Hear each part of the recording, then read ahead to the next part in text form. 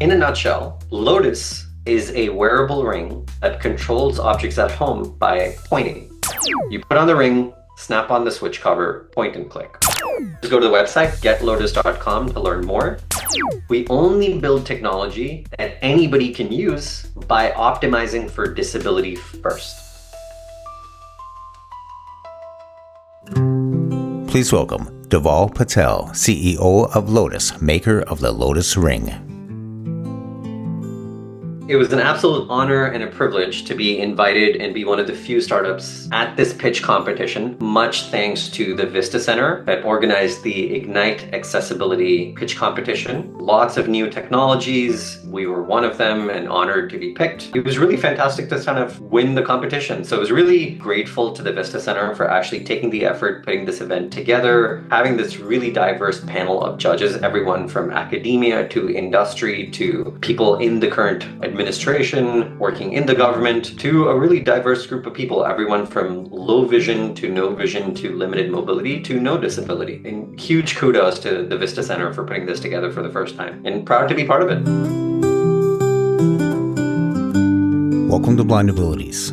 I'm Jeff Thompson. Today in the studio, we have Dhaval Patel, and he is the CEO of Lotus. Welcome, Dhaval. Welcome to Blind Abilities. Nice to be here. Thanks, Jeff. So, first place in the competition. That's pretty good. Well, certainly can't complain. I'm honored and privileged. Well, I saw a list of all the different products that the entrepreneurs brought to the Vista Center, and it was interesting. Such a diverse group of entrepreneurs pitching different items. Why don't you tell us about your product from Lotus? Yeah, so in a nutshell, Lotus is a wearable ring that controls objects at home by pointing. But unlike traditional smart home technology, there's no apps, no rewiring necessary, and no internet. It's completely offline. Completely. You just point. So what kind of technology does it use? It's a great question. So we use infrared, just like your TV remote. But unlike your TV remote, it's always on your fingertips. It goes with you wherever you go. And instead of turning on everything all at once, only the thing you're pointing to turns on and off. And that's the special part. Oh, so when you say that there's no wiring, what part then connects to the switches? Great point. So the way it works, I'll describe it as a 3-step process. And this is in a few seconds. So step 1, you put on the ring. We usually recommend your pointer finger because there's one button on the ring. And it's easier if it's on your pointer finger, so you can push that button with your thumb. Although it doesn't have to be, you can use it any way you like. So step 1, you just put on the ring. That eliminates the need to have a smart speaker in every room of the house because the ring stays on you and goes with you wherever you go. So that's step 1, just put on the ring. Step 2, for any existing wall switch, regardless of what the wall switch controls, doesn't matter whether it's controlling lights or a fan or an AC, we have a second half, what we call a switch cover, and it snaps onto existing wall switches, and there's no rewiring because it snaps on using magnets. That's the part that eliminates any rewiring. Now you can continue using the wall switch manually like you would anyway. So you can still kind of push the switch cover and that'll turn on and off your wall switch, whether that's turning on and off lights or turning on and off fans or turning on and off appliances. Or step 3, you can just point the ring in the general direction and push the button on the ring. So you can point and click, and using infrared, it will turn on and off whatever it is pointing towards. So with a point and click, you can turn on lights or fans or ACs. And in fact, today we can even control televisions. So that's it. You put on the ring, snap on the switch cover, point and click. So when you click it, it toggles. Let's say the switch was already off. It would switch it on. And then the next time you toggle it, it switches it off. Correct. It just goes back and forth. Oh, that's simple. Yeah. The whole idea was I had initially interviewed people over 9 months, and I mean everyone, people with disabilities, no disabilities, caregivers, clinicians, people with all kinds of disabilities, so folks with limited mobility, folks with low vision, no vision, cognitive disabilities. And everyone wanted the benefits of a smart home, but without all the kind of hassle associated with it. Nobody wanted to do rewiring. Nobody wanted to do the whole setup and connect everything to the internet. Nobody wanted to do pairing. And so everyone wanted the benefit, but if they weren't a techie or an engineer, and if they didn't own a house, there was no solution. If you're renting an apartment, there's no solution. If you're traveling for work or for pleasure, there's no solution. And if you're not a techie, then it's too complicated. And so that was the intent. Keep it simple. Well, it seems like it has. I mean, if you have three plates, you could leave one at home, and if you're at a hotel, you could quickly, well, not quickly find out what switch operates what, but you could put it on a toggle switch there, and whether you're already in bed or not, if you can point and click, there you go. Yeah, exactly. In fact, that's how the idea even came to be. In this home, the one I'm sitting in right now, so first of all, I was born with twisted knees, and me and my brother both. And over the years, I've been on and off crutches a lot myself. Now, one night a few years ago in this house, I got into bed at the end of a long day, having left the lights on accidentally. But I was too tired to get out of bed, hop onto my crutches, hobble 10 feet, turn off the light, hobble back 10 feet, and get back into bed. So I said, screw it, I'm just going to sleep with the lights on.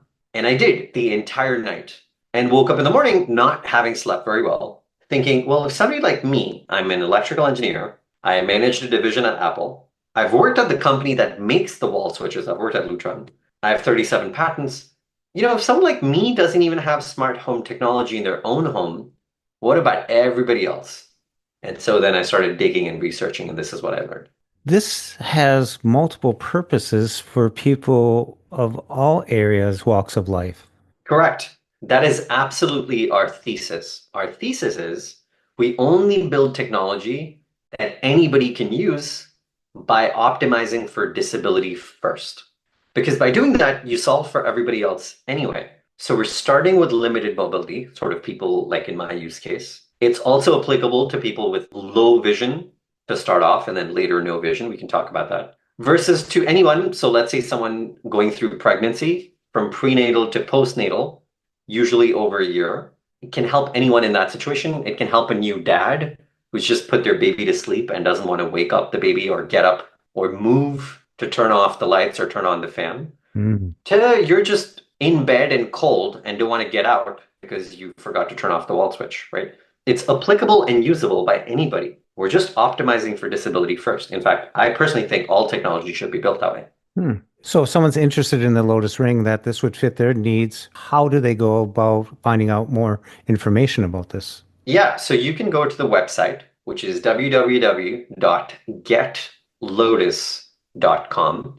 That's GETLOTUS.com, Lotus like the flower. And so you can just go to the website, getlotus.com, to learn more. If you're interested in purchasing this for yourself or a loved one or a family member or dad or granddad, you can just order on now on the website. We just went live over Labor Day weekend. Oh, wow. And I heard you'd be shipping, like on the website, it said November 2024, but you said probably sooner than that.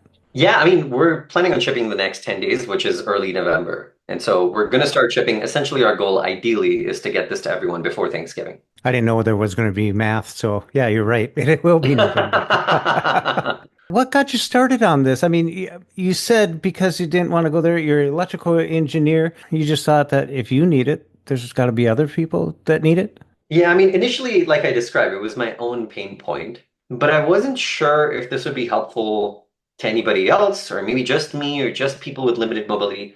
And so I wasn't sure is the honest answer. So for the first 9 months, all I did was interview people with different kinds of disabilities and no disabilities and caregivers and clinicians, sort of the whole spectrum. And these were single blind interviews, meaning I didn't tell them that I had this idea. I was just talking through their day. So you wake up in the morning, what do you do?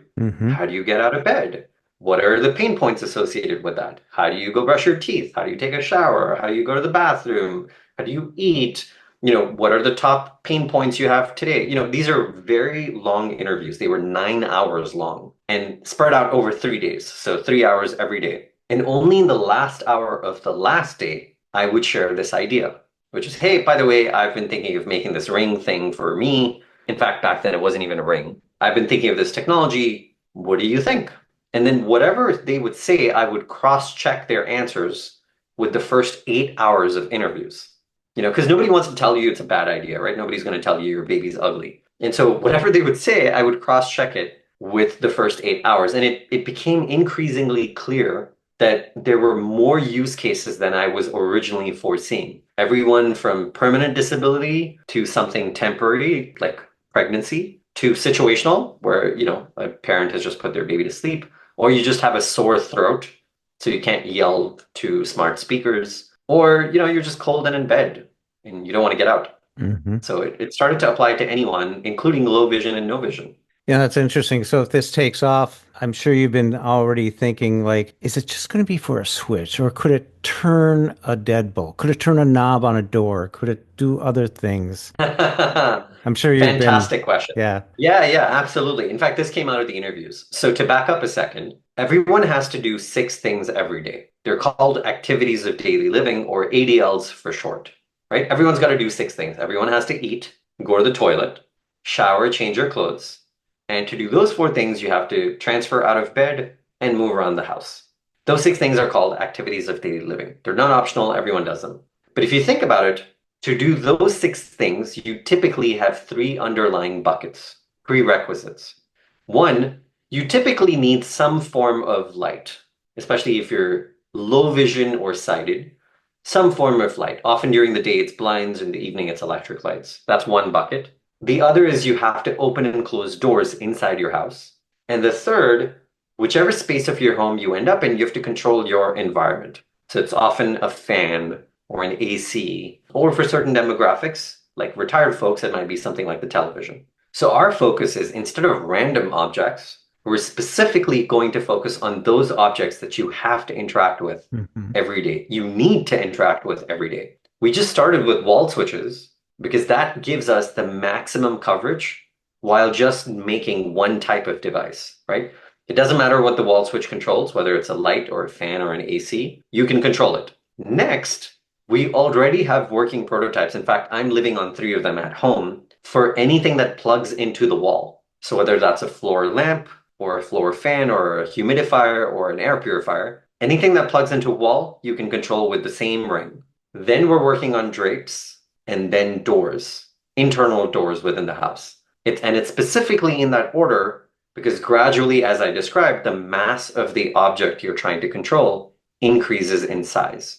And so it gets more and more engineeringly complex. And so that's why we're starting with wall switches, then anything that plugs into a wall, then drapes, and then doors. That's really neat.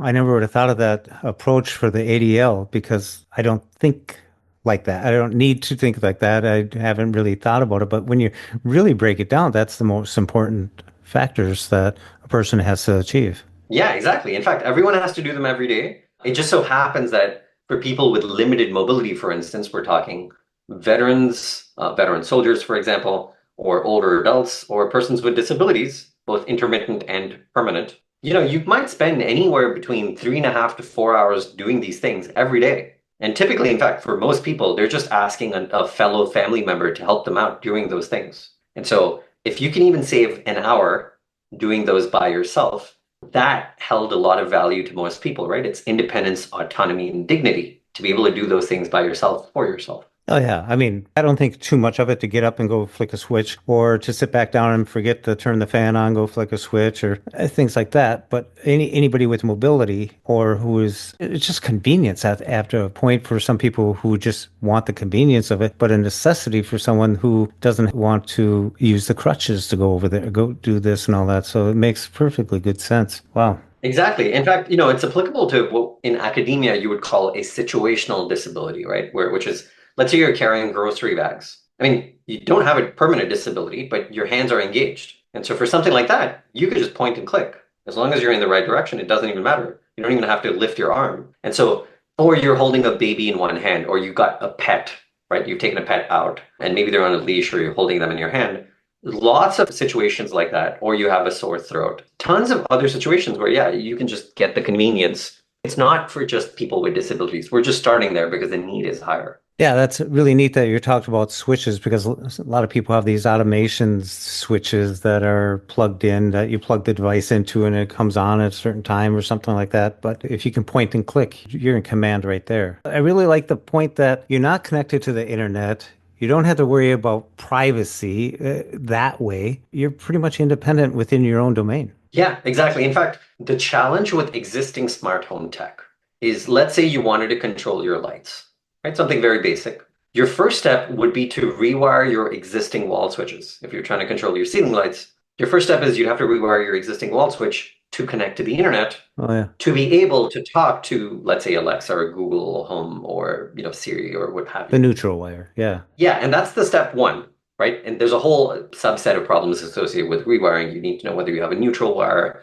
you have to turn on the breaker or the fuse, Hmm. a whole bunch of complexity. But let's just say rewiring. That's step one. Then, to your point, you then have to put a smart speaker in every room that you just rewired switches, including private spaces like bedrooms and bathrooms. That's step two. Then, step three, you have to pair every switch that you just rewired one by one through another app. And this is just the setup. Then when you want to use it, you have to find your phone, unlock your phone, find the app, and then pick the specific device you wanted to control. Whether that's let's say your lights. Hmm. You have to go through that process every time as opposed to just a click. And this is all best case if you own the house, right? This 11 hours of rewiring or $2,000 if you can afford a contractor. That's best case if you own the space. If you're renting an apartment, there's no solution. If you're traveling for work or for pleasure, there's no solution. You can't bring your smart home with you to a hotel or Airbnb. And so that's kind of what we were trying to work backwards from, which is if you had to design a smart home system which was completely private, did not need any rewiring, and you could take with you wherever you went, what could that look like? And so working backwards is how we landed on this technology.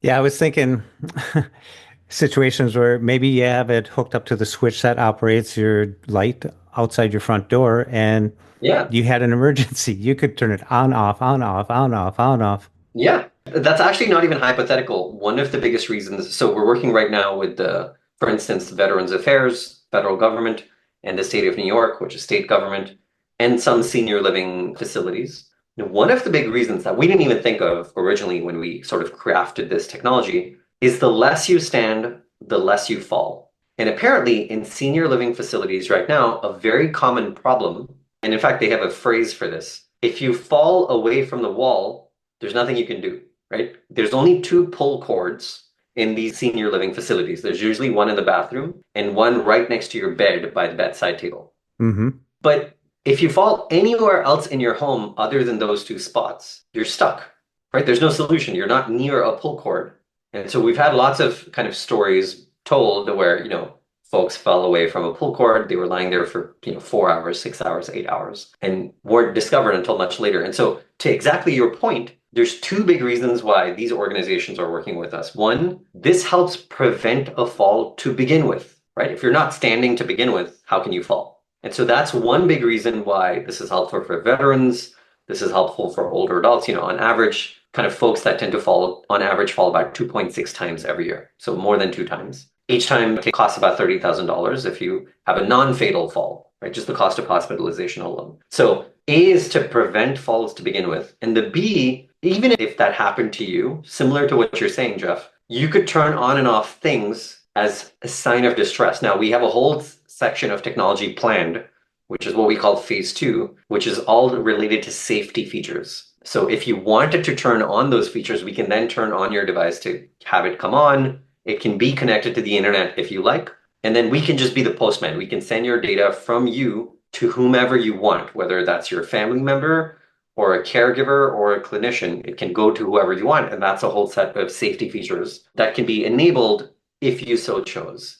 Just to be clear, we don't sell the data. We don't read the data. We're just the postman. You tell us where you want your data to go. We send it there. And that's only if you want. Otherwise, it's completely offline. So that's phase one versus phase two. It's really neat being right there in the home with someone that may be alone. So Yeah. endless opportunities here to help people. Yeah, exactly. I mean, like for instance, common thing for me, my dad has Parkinson's.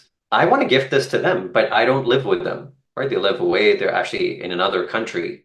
I want to gift this to them. So A, I know they can be more independent. B, there's a lesser chance of a fall. And C, later, once we turn on the phase two features, I can kind of make sure they're okay.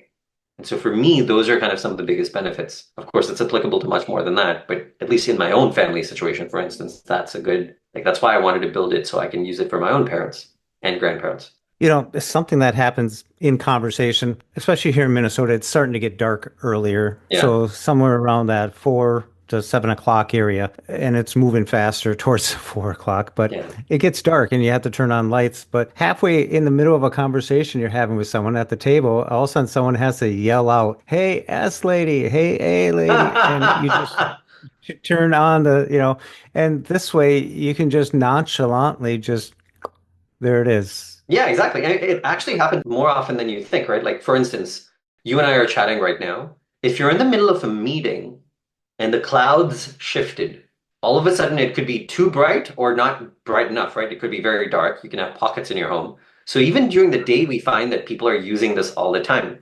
For instance, in terms of sort of the speakers, A, you don't have to yell.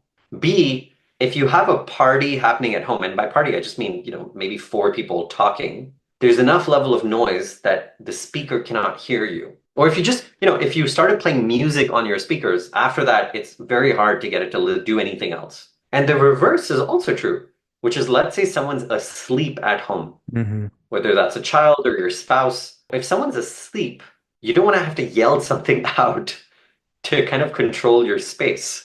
You want to be able to do it silently. So for instance, getting up to use the bathroom at night, you kind of want to do things silently without waking up a child or a family member. And someone just happened to have a volume at 80% listening to something. Yes. Yeah. I think this is really something. It's something new, especially with the type of technology, the infrared, that you're just like a remote. And people know how to use a remote, point and click. And Exactly. there they go. In fact, that's the reason we picked a remote, because everyone understands how to use it. It's easy to understand, easy to use, right? It's low cognitive effort and low physical effort. We just engineered it so, unlike a regular TV remote, which turns on anything and everything in the space because they just blast infrared, we had to engineer it so that it's more like an infrared flashlight, where only what you're roughly aiming towards turns on and off. It's not like a laser beam, so you don't have to hunt. But it's also not like a TV remote, which just blasts infrared. It's more like a flashlight. Roughly what you're pointed towards turns on and off, so you can have many things. And it's just very simple, and you can take it with you wherever you go. How accurate does someone have to be with it? There's a range of, you don't have to be within a half an inch. No. In fact, usually what we say is, as long as you're facing the right direction, you're fine. Oh, there you go. So, you could have something, so at least to describe it easily, I'll use the cardinal directions. So let's say you had a wall switch to your left, to your west, a TV right in front of you, so to your north, and then a fan switch on your east to your right, right? So on your left side, you have one thing, in the middle towards in front of you, you have one thing on the right. You can control all three things separately, as long as you're facing the right direction, even more granular than that in reality, but as long as you're facing the right direction, you're fine. And we have long range too. You can control things up to 30 feet. So sort of diagonally across a large hall. Oh, yeah. I mean, my cat has turned on the TV now and then by walking across the remote, and I don't think the cat was aiming too well, but who knows? It was probably in that direction. Yeah, TV remotes actually have that issue, which is because they're only expecting you to have one TV in a space. TV remotes just blast infrared. And part of the reason I know this is, originally we weren't even planning on making rings. We just assumed, hey, everyone's got infrared, everyone's got a TV remote. Everyone could maybe just use their TV remote. We'll just make the second half, the thing that snaps onto your wall switch or plugs into the wall. We'll just make those.